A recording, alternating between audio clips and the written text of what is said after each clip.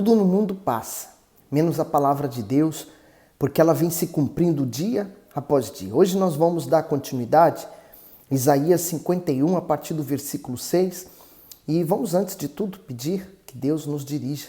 Meu Pai, eu tenho certeza que a Tua palavra é fiel. O Senhor zela por ela.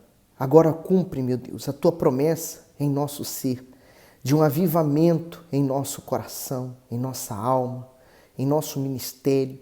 Que o Senhor abençoe essa pessoa que está nos acompanhando com toda a fé. É porque ela quer não conhecimento bíblico, mas ela quer ter um verdadeiro encontro com o Senhor. A Tua palavra é viva e ela nos traz vida. Em nome de Jesus eu entrego essa meditação em Tuas mãos. Peço que o Senhor abra o nosso entendimento. Amém.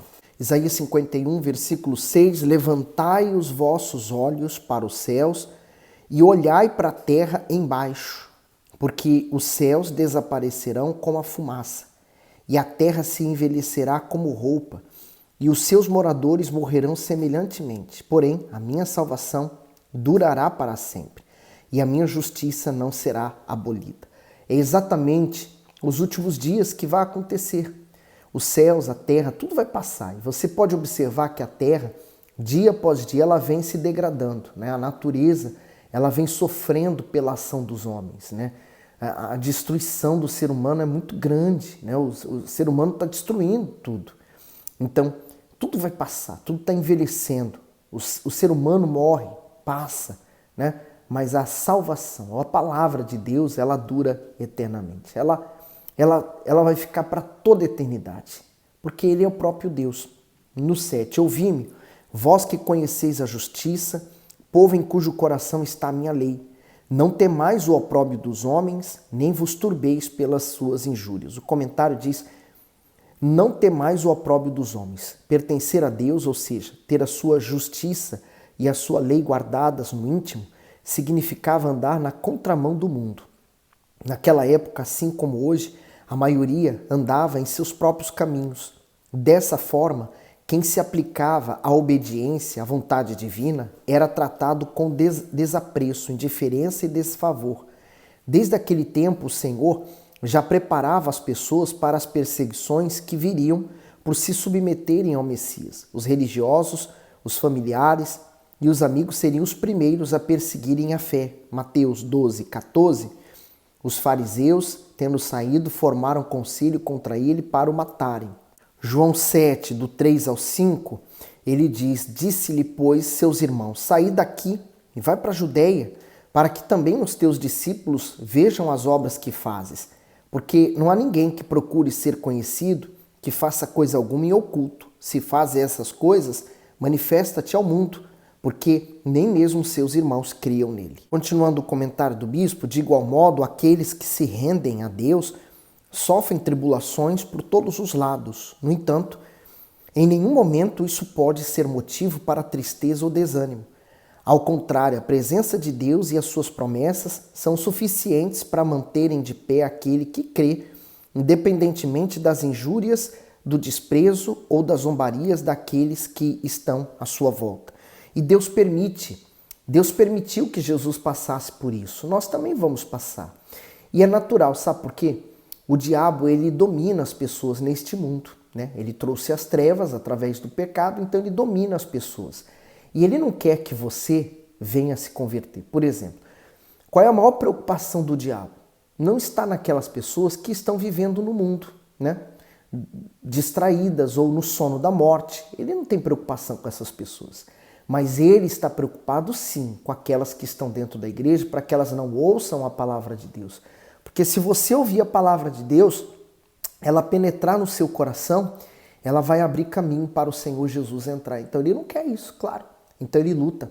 Ele faz de todas as maneiras, ele vai agir em nossa volta para tentar influenciar ou impedir você de conhecer o Senhor Jesus. Aí ele continua, porque a traça os roerá como a roupa e o bicho os comerá como a lã. Mas a minha justiça durará para sempre, e a minha salvação de geração em geração. Desperta, desperta, veste-te de força. Ó braço do Senhor, desperta como nos dias passados, como nas gerações antigas. Não és tu aquele que cortou em pedaços a Raabe, o que feriu ao chacal? Não és tu aquele que secou o mar, as águas do grande abismo, o que fez o caminho no fundo do mar para que passassem os remidos? Assim voltarão os resgatados do Senhor e virão a Sião com júbilo e perpétua alegria. Haverá sobre as suas cabeças gozo e alegria, alcançarão a tristeza e o gemido fugirão. O comentário diz: voltarão os resgatados. Está longe de Sião, simbolizava, está longe de Deus. Portanto, junto a gemidos e dores, o exílio fez despertar ainda mais nos judeus o senso de valor pelo templo e o amor pela sua terra. Por isso, o grande desejo em tê-la de volta. Assim, à medida que o povo deixou a apostasia e se arrependeu, foi resgatado do cativeiro. Da mesma forma que esse remanescente encontrou vida plena novamente, aqueles que caíram na fé e se encontram aprisionados pelo mal podem ser resgatados por Deus. Nessa volta à fé haverá júbilo, pois quando a comunhão com o Todo-Poderoso é resgatada, há paz, ânimo e força. E uma das coisas que o diabo faz a pessoa pensar é que não tem mais jeito. É um pensamento dele. Então a pessoa que, por exemplo, um dia ela esteve na casa de Deus e ela se desviou, ela caiu na fé, ela cometeu um pecado, ela fez alguma coisa que fez ela desanimar. E aí o que acontece? A pessoa sai e ela fala assim, olha, para mim realmente não tem mais jeito. Eu tentei, eu fiz de tudo, mas não deu certo. Então ela pensa que não tem mais jeito, ela não continua lutando. O diabo convenceu ela para ela parar. O diabo não pode convencer você de parar. O diabo ele tem que ser derrotado. Como? Quando? Quando você então usa a sua fé, autoridade e determina, eu vou continuar lutando. Porque é o que o diabo não quer que você continue. No 12, eu sou aquele que vos consola. Quem, pois, és tu que temas o homem que é mortal, ou filho do homem que se tornará em erva? E te esqueces do Senhor que te criou, que estendeu os céus e fundou a terra, e temes continuamente todo dia o furor do angustiador, quando se prepara para destruir. Pois onde está o furor do que te atribulava? Quer dizer, o homem, né? Às vezes a pessoa ela teme o homem, mas ela não teme a Deus. Ela deveria ter mais medo de Deus, né? Medo no sentido de respeito do que aos homens. Às vezes a pessoa ela obedece os homens, a lei dos homens, mas ela despreza a lei de Deus, a palavra de Deus. No 14, o exilado cativo depressa será solto e não morrerá na caverna, e o seu pão não lhe faltará. Porque eu sou o Senhor teu Deus, que agita o mar, de modo que bramem as suas ondas. O Senhor dos exércitos é o seu nome. E ponho as minhas palavras na tua boca, e te cubro com a sombra da minha mão, para plantar os céus, e para fundar a terra, e para dizer a Sião, tu és o meu povo. Desperta, desperta, levanta-te, ó Jerusalém, que bebeste da mão do Senhor o cálice do seu furor, bebeste o sorveste os sedimentos do cálice do atordoamento. De todos os filhos que ela teve, nenhum há que o guie mansamente, e de todos os filhos que criou, nenhum há que o tome pela mão. Estas duas coisas te acontecerão. Quem terá compaixão de ti? A assolação e o quebrantamento, e a fome e a espada? Por quem te consolarei? Os teus filhos já desmaiaram, jazem nas entradas de todos os caminhos, como antílope na rede. Cheios estão do furor do Senhor e da repreensão do teu Deus. Portanto, agora ouve isto, ó aflita, e embriagada, mas não de vinho. Assim diz o teu Senhor, o Senhor e o teu Deus, que pleiteará a causa do seu povo. Eis que eu tomo da tua mão o cálice do atordoamento, os sedimentos do cálice do meu furor, nunca mais dele beberás. Porém, poluei nas mãos dos que te entristecem, que disseram a tua alma, abaixa-te e passaremos sobre ti. E tu puseste as tuas costas como chão e como caminho aos viandantes. Você já percebeu que quando você está numa situação desfavorável, há pessoas que elas te desprezam? Antes chamavam você de amigo, mas depois te desprezam. Quando você não tem nada para oferecer para ninguém, os amigos acabam e você fica só. Bom, Isaías 52. Desperta, desperta, veste-te da tua fortaleza, ó Sião, veste-te das tuas roupas formosas, ó Jerusalém, cidade santa, porque nunca mais sentirá em ti nem circunciso, nem imundo. Sacode-te do pó, levanta-te e assenta-te, ó Jerusalém, solta-te das cadeias de teu pescoço, ó cativa filha de Sião. Porque assim diz o Senhor, por nada fostes vestidos, também sem dinheiro sereis resgatados. Sabe, há pessoas que pensam assim, Deus precisa fazer alguma coisa na minha vida, mas Deus não resolve problemas. Não. Pelo contrário, Ele zela pela sua palavra e o cumprimento das suas promessas. E a fé não nos foi dada para resolver problemas, mas sim para alcançar as promessas de Deus. Então, quando você tem essa fé, a fé imbatível, a fé do sobrenatural, não existirá mais problemas diante de você. Tudo vai ser resolvido.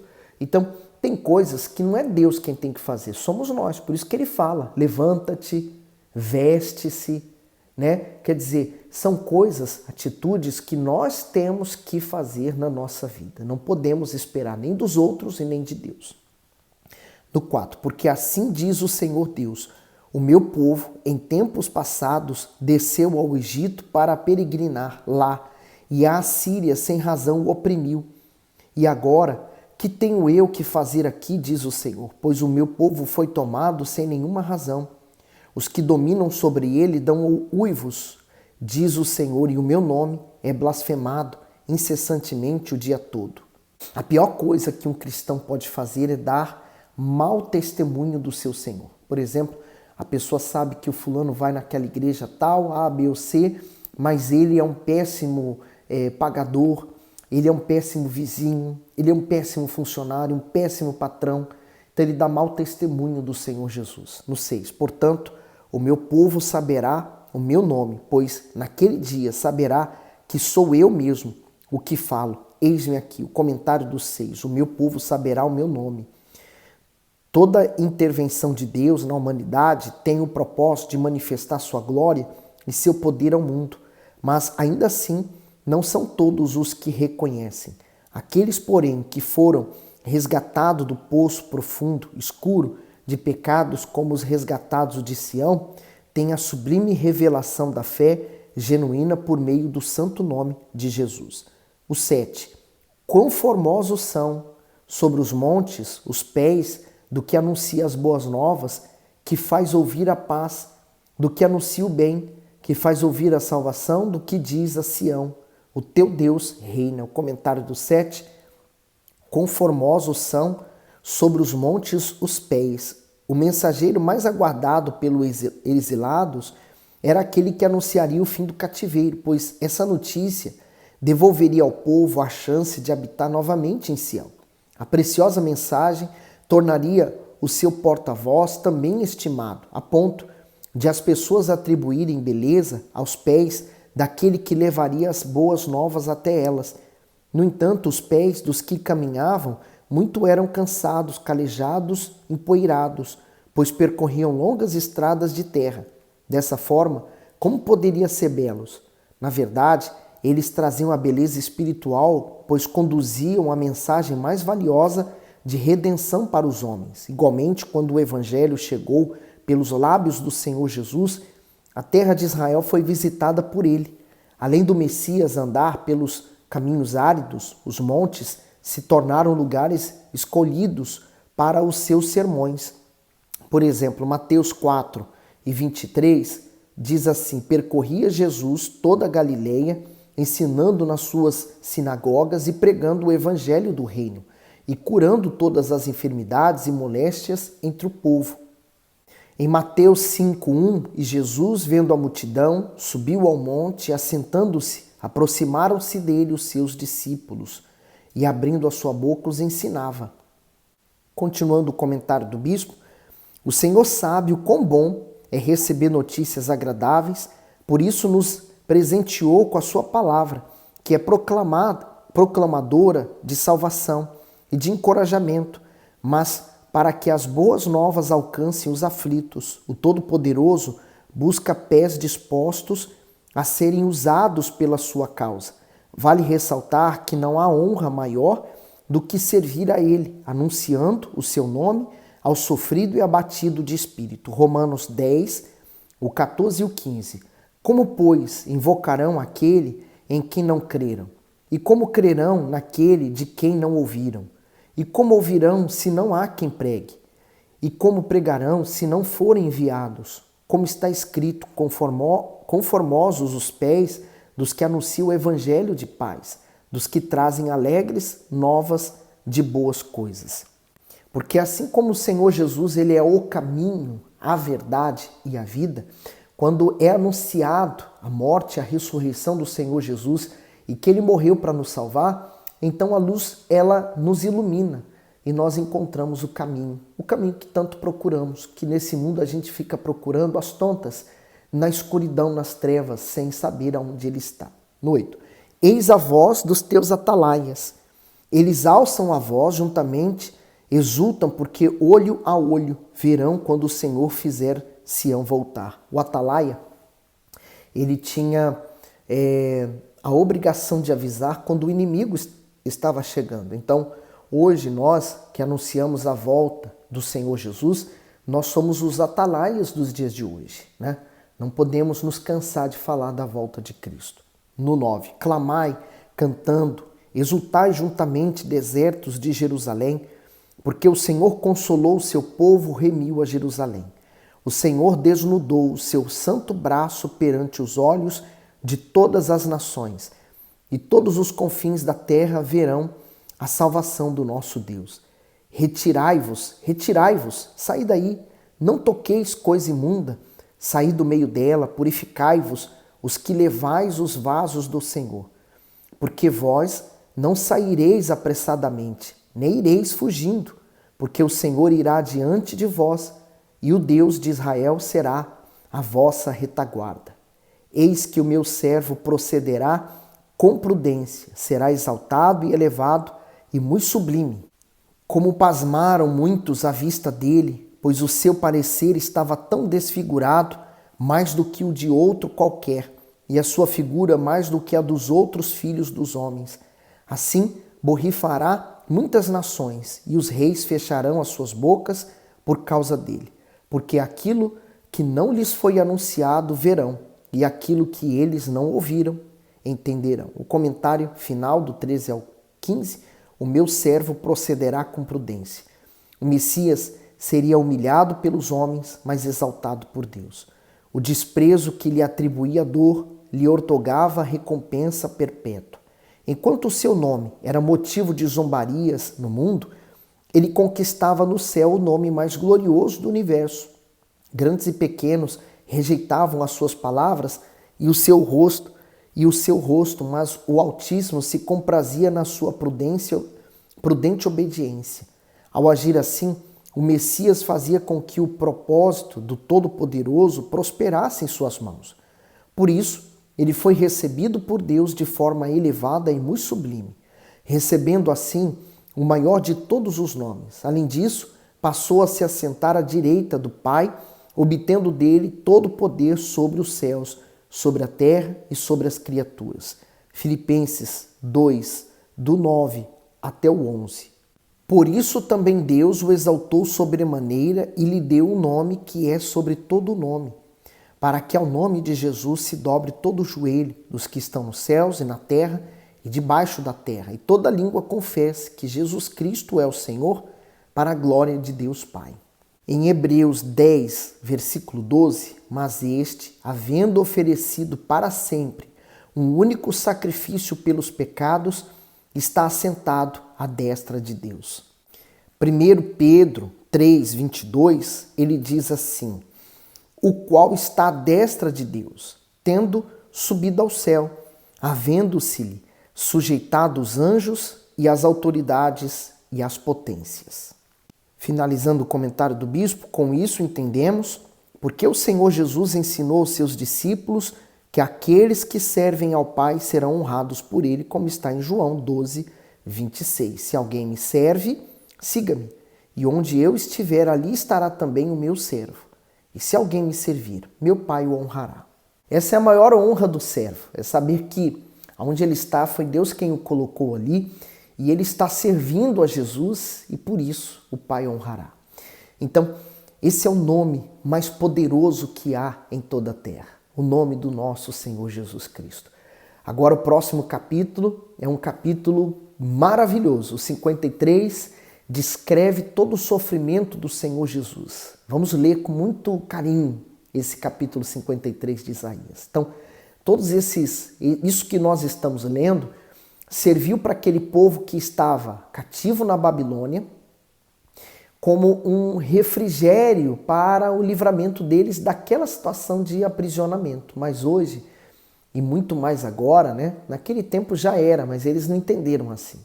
Mas era a vinda do Messias, a vinda do Salvador, aquele que morreria pelos nossos pecados e nos livraria da morte eterna. Graças a Deus. O Senhor Jesus, ele vive e ele quer viver através de você, de mim, de nós.